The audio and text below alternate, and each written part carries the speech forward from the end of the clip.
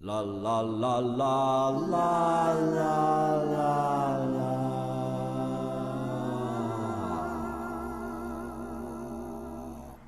On the banks of the Missouri River, across the tracks, in Washington, Missouri, stands the Capitol building of the corncob pipe capital of the world. Once there were 5 places in Washington that turned cobs into pipes. Now, Missouri Meerschaum's, the original, is the only one left. Back in 1869, Dutch immigrant Henry Tibby was a wood turner. He spun wood on a lathe and made furniture legs. Then a farmer brought him some corn cobs and asked him to turn them into pipes. And an industry was born.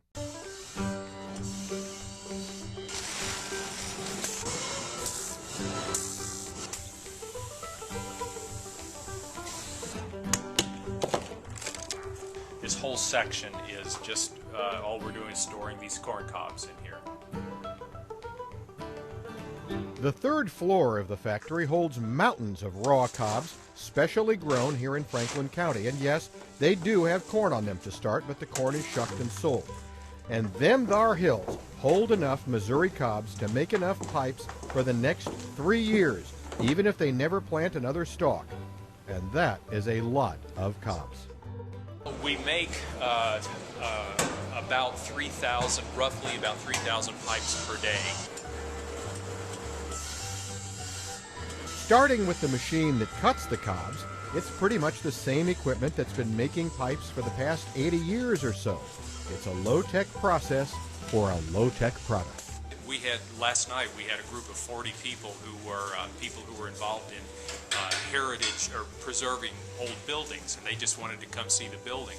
So that's what I started talking most to them about. What they ended up being mostly fascinated about was corncob pipes. It just, for some reason, it fascinates people.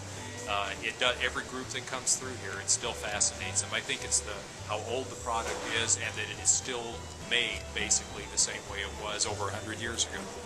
Facing the river out on Front Street is Washington's first power and light company. Get this, it's the Tibby Power Company. Old Henry never was one to turn down an opportunity. But why did he build a power plant? To power the pipe factory next door, of course. The cobs are cut, holes are drilled, and after the bowls are turned and shaped and sanded, this is what makes corncob pipes Missouri Meerschaums, and not just corn cobs with holes and a stem. You see, a real Meerschaum pipe is made of a Turkish clay, and every Missouri Meerschaum gets a plaster coating, a secret patented recipe. I go by the feel. There's no recipe, they don't tell you how much to put in? What are you looking for? I just get like a creamy, almost like a butter creamy. It's just like a plaster you put on your walls. Except you're putting it on the pipes. Yep. In a room that sounds like the end of the world, the finished plastered bowls get a lacquer coating before they're sent to finishing. That's where the pieces are put together by hand. Did you ever count the number of times you hit it in the course of the day? No. Would that drive you nuts? Yeah. I could probably count them in my sleep. Or I should say I could probably put them together in my sleep. Understandably, the corncob pipe business isn't as huge as it used to be. You'd expect that in our society. There used to be 120 employees here.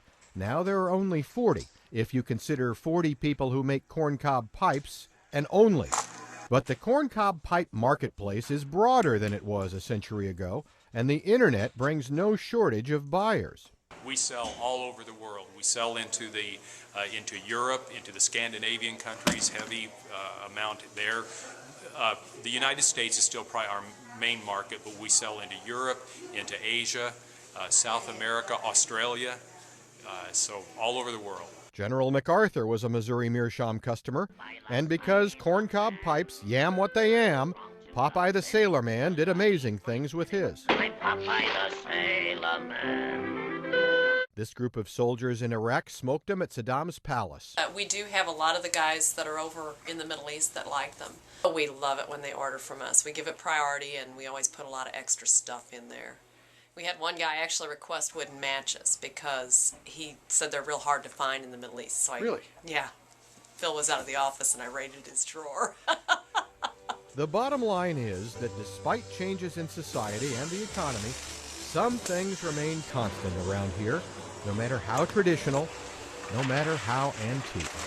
Well, it definitely is an antique industry. I mean, the first commercial corncob pipe was made in 1869 right here.